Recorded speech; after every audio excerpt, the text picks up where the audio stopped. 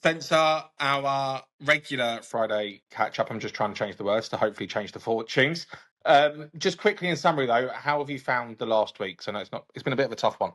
Yeah, bad week, no question. And different performances. Thought we were poor at Walton, and I'll take responsibility. I think I put too much emphasis on the pitch to our players. The pitch is terrible. Appreciate Walton's management coming up and apologising for it afterwards. It's not their fault. It's a council pitch, but we just didn't perform. I know we had an awful lot of people missing, but we didn't perform on the day, and a competition we're not particularly keen on. So, unless you get the chance to get to the end. I thought it was a massively improved performance in a really tight game. And you talk about your small margins. We totally dominate the second half. We create 7 great chances away from home, and we just didn't have the quality to get the result, frankly. The keeper makes 2 fabulous saves. We almost miss an open goal. Yes, they had a couple of chances on the counter-attack. But, we take any of those chances in the second half and we probably get at least a point, at least. And, it is that, if we'd got that point there with a vastly improved performance, the environment would be so much better. But it isn't, and we have to deal with that, and we have to move on quickly.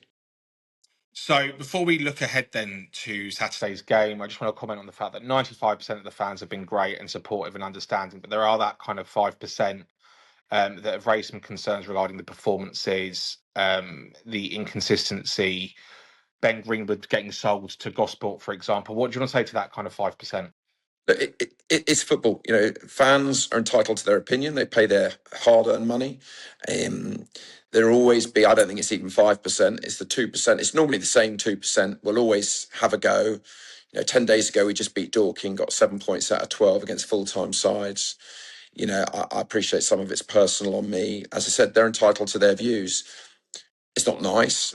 I don't think it helps the dressing room. Doesn't help anyone, quite frankly. They're sticking together. And, as I said, it can turn so quickly in a positive and a negative, as I said, with the results we just had and, 10 days ago. And we've had a bad week. And, there's a lot of rubbish written.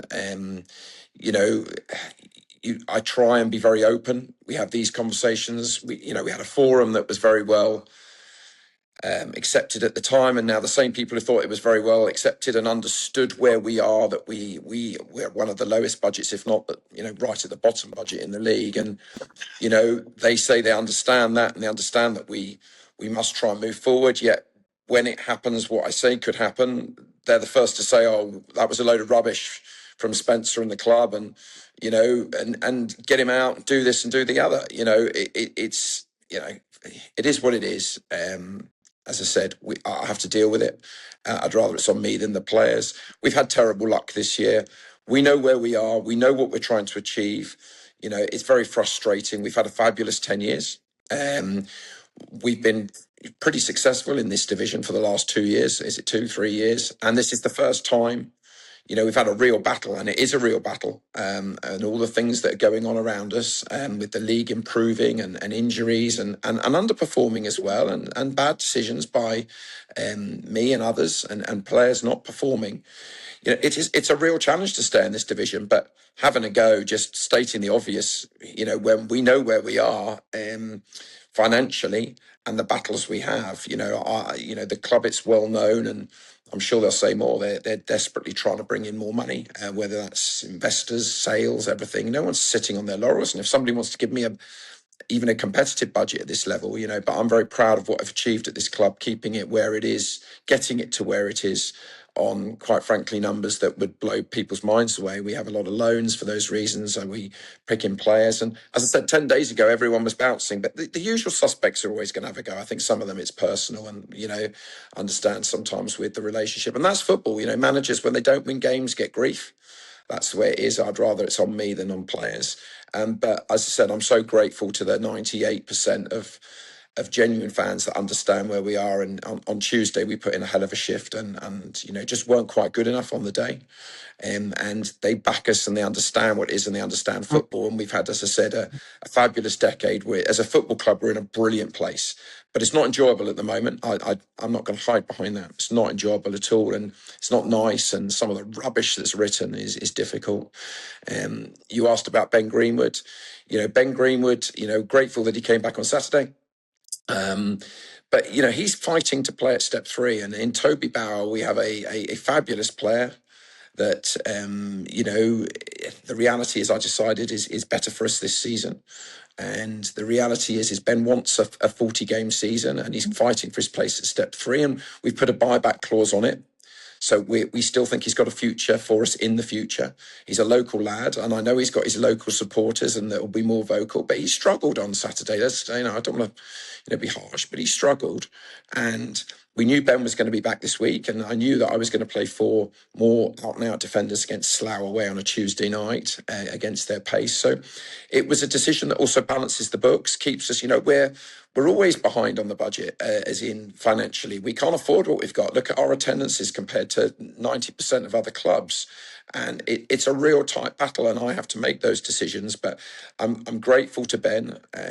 He's a great lad. And as I said, we've got a clause on him that he can potentially come back. We'll monitor him. But he needs to focus on step 3 football and being in that team week and out before we can seriously consider him at step 2. And he goes with our best wishes, and hopefully we'll see him again one day. As I said, because he's a fabulous player, and but these decisions have to be made. And people want to rant rave. Well, why did you get rid of him? We've got John Anunga, we've got Louis H that's played as fullback. Louis Lomas has also played at fullback. Obviously we've got Oliver Hogburn coming back as a fullback. So we are getting a few of these injuries back slowly. So it's a balancing decision, and balancing on the pitch and also off the pitch with the budget.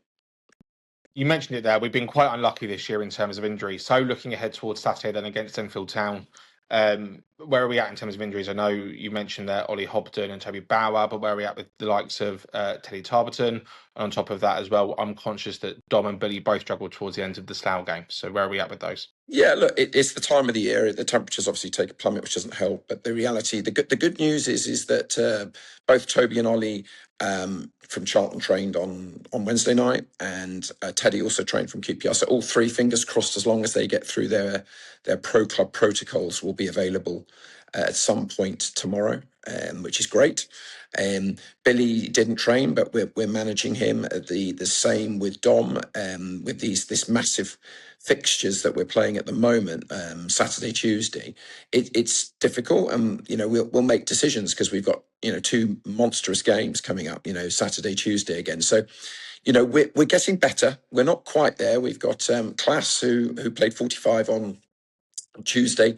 He's not match fit. We need to get him some games. It's not easy at this time of the year, and we need him to get a good level of games to get him up, because he's a great player, and we desperately want him to be match sharp. So we'll potentially look at that. Connor, who has just come back to fitness, we're looking to put him out on loan, which will hopefully happen today or next week, so he can get some match sharpness. Rennie, who was ill last week, was training. So yes, we've got knocks. We have to manage players, but it's good news. The 2 Charlton lads and the QPR lad all train, and fingers crossed they'll be in contention. So we're slowly getting there, but we do have to manage the players, especially in this, again, Saturday, Tuesday, massive games. Have to see how everybody is, how they feel tomorrow, have a look at the pitch before making the decisions about where we go. Now, Spencer, let's just focus in on the next 2 games, Enfield Town and Chippenham. What are your thoughts on those games? Look, they're exciting, massive games. The cliche, people call them 6-pointers. At this stage, we're still in November, but it does have a direction on where the season is going. We had a great set of results overall in the 4 other games that we talked about, full-time sides, and now we've got this run with these teams, with Slough, and these 3 games. So look, all away, difficult games. Enfield, let's not beat around it. They're in a terrible run of form. We're completely inconsistent, so we're certainly not throwing stones with glass houses. We've got to go there and be really positive. We need a result. And we've got the players to do that.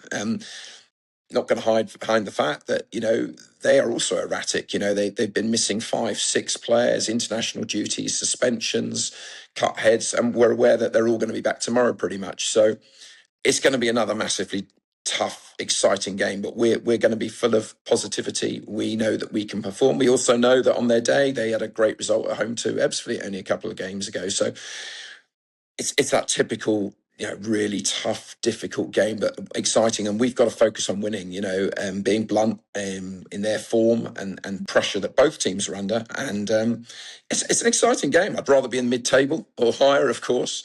but I'm sure Gav and his team will be saying the same. They'll see it as a winnable game. We had a very tight game there last year, and we won at home. We lost away by a disputed penalty, let's put it generously. But, it's a tough place to go at the time. You've got to be mentally right for it. And then following on with Chippenham, different style of game, so much time for Gary and his coaching staff. They're a fabulous footballing side, and it just doesn't happen for them. And, you hear the interviews of other managers when they played them and going, Chippenham have popped them off the park, but it's just not happening. We know that they can smash somebody, and we've got to make sure it's not us. Again, away from home on a Tuesday night. And, in isolation, these games are so tight, but we also know that we can't use that as an excuse. We've got to be positive. We've got good players. We know that most of these games are decided by small margins, and we've got to try and make sure we're on the right side of them, but not over panic. It's November. We're right in this. We need the fans to stick together with us, as I'm sure that 98% plus will. They've been brilliant, particularly on the road, and we totally understand how expensive it is to travel, and so grateful. So, we're looking forward to the games, and fingers crossed we can come out the right side regarding both of those. And just finally, then, just want to touch on the Salisbury rearrangement. We've brought that forward from February to the 13th of December. What were your thoughts behind that? Just common sense prevailed. We spoke to Chippenham. Torquay offered. We looked at the game with Chelmsford that's also on a midweek, and Rob and the club require the income. We get it. Saturday games are when football should be played, to be blunt. So common sense that has taken place. Grateful to Salisbury. It's good for them. They don't have to travel midweek. It's an all round good decision, which sometimes that doesn't happen in football. So look, it's the right decision. We need a home game. We need the income. We need the fans to turn up. But we looked at every opportunity, and that one came about. And Saturday football is always the right way to go. So it's a good decision all round. Brilliant. Well, Spencer, I won't keep you any longer. Thank you very much for the catch up. Thank you for being so honest, and we'll have a catch up next week. Thanks, Mike.